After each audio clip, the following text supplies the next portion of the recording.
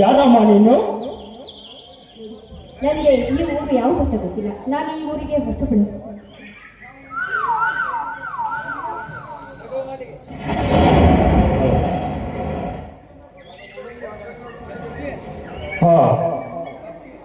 ಹಾಗಾಗಿ ನಾನು ಚಕ್ರವರ್ತಿಯ ಮನೆಗೆ ನಾನು ಬಂದಿದ್ದೇನೆ.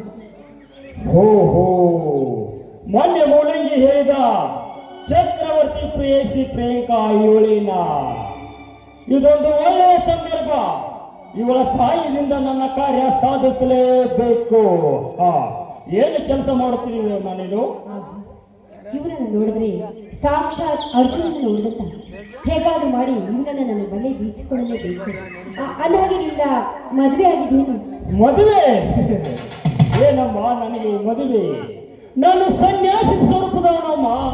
ನನಗೆ ಯಾವ ಆಶೆಯೂ ಇಲ್ಲ. ಆಸೆನ ನಾನು ಈಡೇರಿಸ್ತೀನಿ. ಅಂದ್ರೆ ನನಗೂ ಮದುವೆ ಆಗಿಲ್ಲ. ನೀವು ನನ್ನ ಕೈ ಹಿಡಿತೀನಿ ಅಂದ್ರೆ ಆ ದೃಷ್ಟಿಯಿಂದ ಕಂಡಿಲ್ಲಮ್ಮ. ನಾನು ಆ ದೃಷ್ಟಿಯಿಂದ ಕಂಡಿಲ್ಲ. ಬೇರೆ ದೃಷ್ಟಿಯಲ್ಲಿ ನಾನು ನಿಮ್ಮನ್ನ ಬದಲಾಯಿಸ್ತೀನಿ. ಪ್ರಿಯಾಂಕಾ, ನನ್ನೊಂದು ಮಾತು ನಡೆಸಿಕೊಡ್ತೀಯಾ? ಒಂದು ಮಾತಿಗೆ 100 ಮಾತನ್ನು ಬೇಕಾದರೂ ನಡೆಸಿಕೊಡ್ತೀನಿ. ಅದೇನು ಅಂತ ಹೇಳಿ. ಸತ್ಯವಾಗಿ ನಡೆಸಿಕೊಡ್ತೀಯಾ? ನನ್ನ ತಾಯಿ ಆನೆಯಾಗಿಯೂ ಅದೇನು ಅಂತ ನಡೆಸಿಕೊಡ್ತೀನಿ. ಅದೇನು ಅಂತ ಹೇಳಿ. ನೋಡಮ್ಮ, ನನಗೆ ತಂಗಿ ಇಲ್ಲ. ನಿನ್ನನ್ನು ನನ್ನ ಒಳ ಹುಟ್ಟಿದ ತಂಗಿ ಅಂತ ತಿಳಿಯಲೇ ನಿನ್ನ ಕಾಮದ ದೃಷ್ಟಿಯಿಂದ ಕಿತ್ತು ಹೋಗಿದ್ದು. ನನ್ನನ್ನು ಒಳ ಹುಟ್ಟಿದ ತಂಗಿ ಅಂತ ತಿಳಿಯಲೇನು? ಕಂಡ ಹೆಣ್ಣನ್ನು ನೋಡಿ ಸಮಾಜದಲ್ಲಿ ಬೇರೆ ದೃಷ್ಟಿಯಲ್ಲಿ ಕಾಣುವ ಗಂಡಸರೇ ಇಷ್ಟ.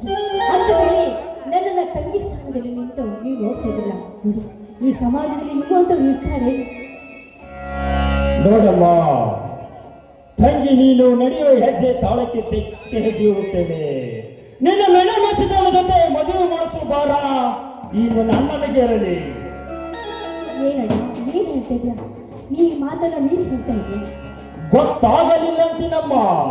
ಅದೊಂದು ನನ್ನ ಜೀವನದ ದೊಡ್ಡ ಕಥೆ ಇದೆ.